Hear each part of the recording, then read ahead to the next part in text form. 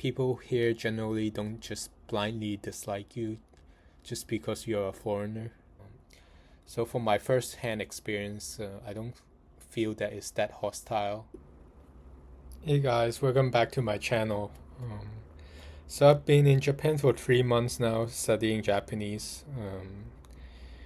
I guess in the past I used to work for a financial company, and so that's like every 3 months they will report on like the financial results and also various developments and expectations for the coming quarter and also the year. So I guess now that I've gone through 3 months, I do find value to have a bit of a summary and also set some goals for the next while here in Japan. And well, basically, I've gone through my third month without a salary here in studying, and uh, honestly, I think things are going quite well, with not the slightest regret so far. On the side note, the Japanese yen is almost as weak as it has ever been in recent history, at least after I was born. I guess that makes things a bit more affordable for a foreign student like me. And really, I've already been quite used to daily life here, and even supposedly the cold weather, uh, which everyone has been talking about here in Japan. But thanks to my experience in Canada, it's really not that cold to me. Um, and so far, the daily necessities really forced me to pick up the language, and something that is quite hard to do if I'm still in Hong Kong or Canada. I guess just like out of motivate, like not having enough motivation when you're not living in a country that doesn't really use the language daily. Um, and last month I also took the JLPT N2 exam, which I think I did quite bad in, even with a lot of cramming in the month leading up to the exam. And by the way, my classes right now are still teaching N3 level, which is a level under. So I'm kind of skipping a level and challenging myself, but that was really brutal. But on the bright side, recently I joined a local basketball practice group with a bunch of local Japanese people. And there was one time I was outside just waiting for the door to open, and having casual conversations with the people in the group. And I was surprised that it actually went quite smoothly. Something that I thought would take much longer than this to get used to. And outside classes, I've also been, I mean, like outside the school and the classes offered by the school, I've also been doing some online conversation lessons too. So I guess that kind of helped me with my confidence level at the very least.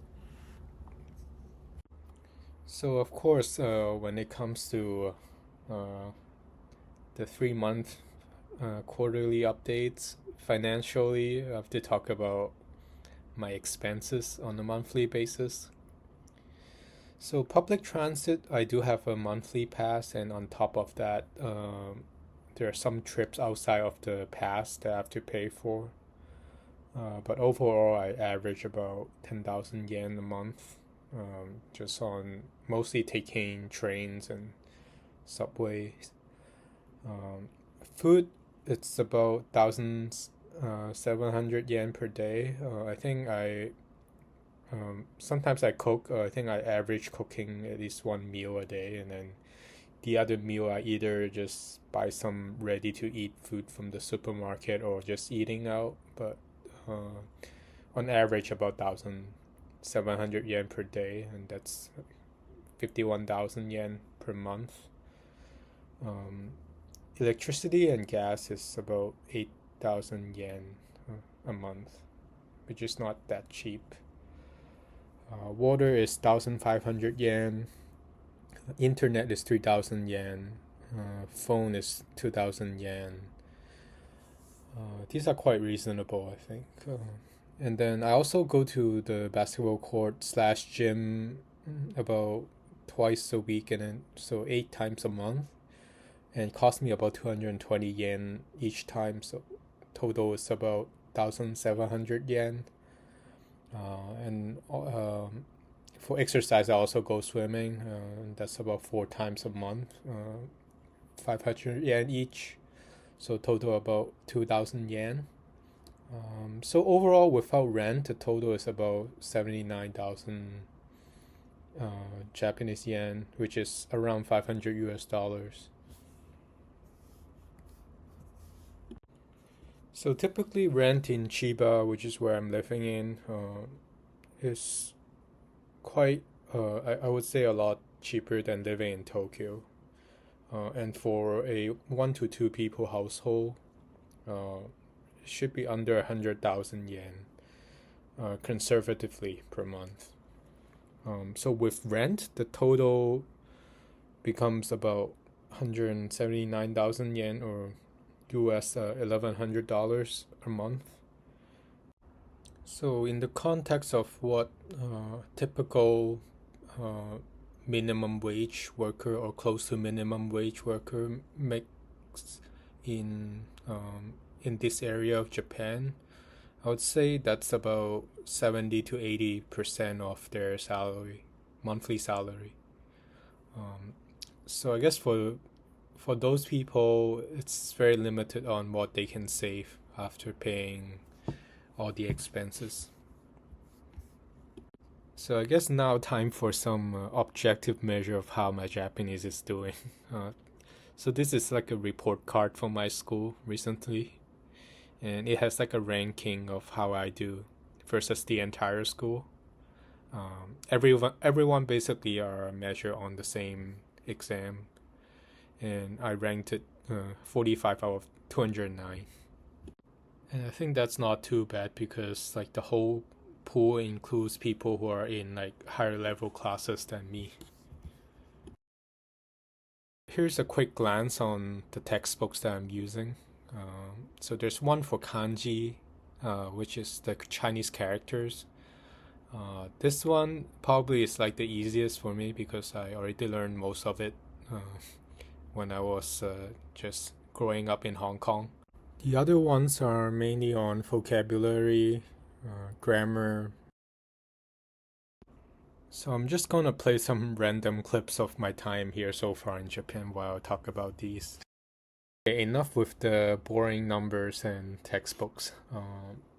So there are a few things that I kind of want to touch on over the 3 months that I've been here so far.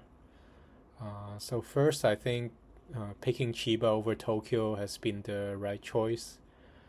There's more space to move around here and minimal wait time for almost anything versus like Tokyo. And there's like more community facilities and like various other resources like per certain amount of people here. It's also a better environment for learning Japanese too, because like you don't hear other languages as much as crowded city with tourists like Tokyo. Second is that the Japanese people I've met so far, surprisingly, a lot of them have never been overseas, and for some, I've even have been to more cities in Japan than themselves. I guess for some, it's economically more practical to travel domestically, and certainly the weak yen currently isn't really helping them to travel abroad.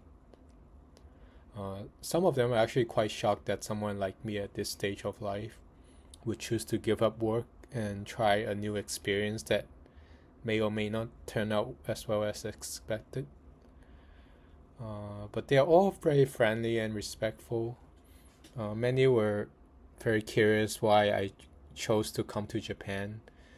And when they heard my response, they were quite surprised how simple and basic my reasons are. So these include that Japan is generally safe.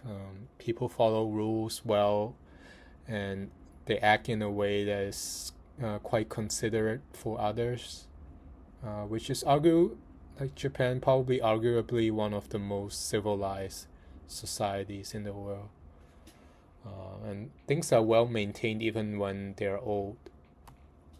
I think they also complimented my Japanese level, I guess, out of kindness, but I know there's still a long way for me to reach where I want to be. I also do not feel that there's any negative sentiment towards foreigners in Japan. I think it really depends on how you behave, and people here generally don't just blindly dislike you just because you're a foreigner. This is especially notable with the Japan first and anti-foreigner sentiment these days, as seen in many media sources. So from my first-hand experience, I don't feel that it's that hostile. I guess last, it's just the sense of hierarchy in Japan seems strong, at least on the language. I'm still struggling with listening to the honorific language and also the casual language between friends. So these are like the two extremes of the three main language formats. And usually the textbooks focus highly on the middle, which is called Tenego. It's common in workplace here for subordinate or the juniors people to use the honorific language when speaking to someone older or to other senior people. But with casual language the other way around, so it's not symmetric in terms of the language format. I think when I get to work in a part-time job, I'll probably find this quite confusing at first. But younger people seem to have more flexibility and are not as obsessed with the right format of the language, as long as the message is clear. Some people I met are bosses or seniors of other people, and they're totally fine with others just speak to them in like casual language, like between friends.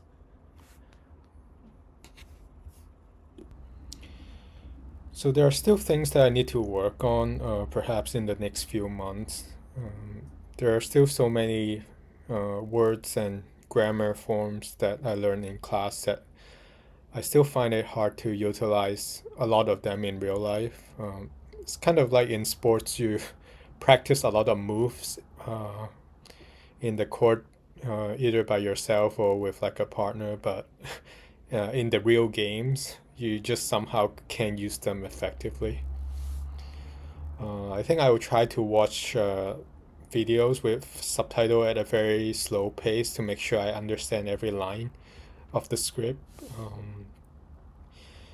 And also now the honorific language still gives me kind of a bit fear dealing with, especially when visiting stores and offices where you're the customer and have to understand sentences that are much longer than casual.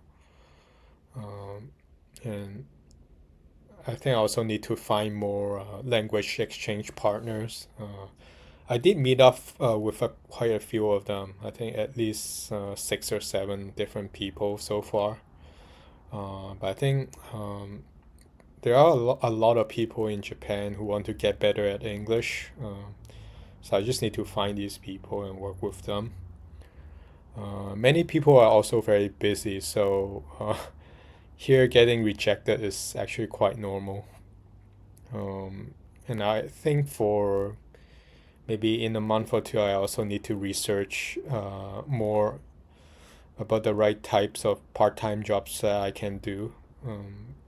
In my class right now, many are actually doing some part-time jobs too, but not all jobs give you a good amount of conversational exposure. So I'm trying to see which job that really allow me to use the language as much as I can. I think that's enough for this 3-month quarterly update. Thanks for watching.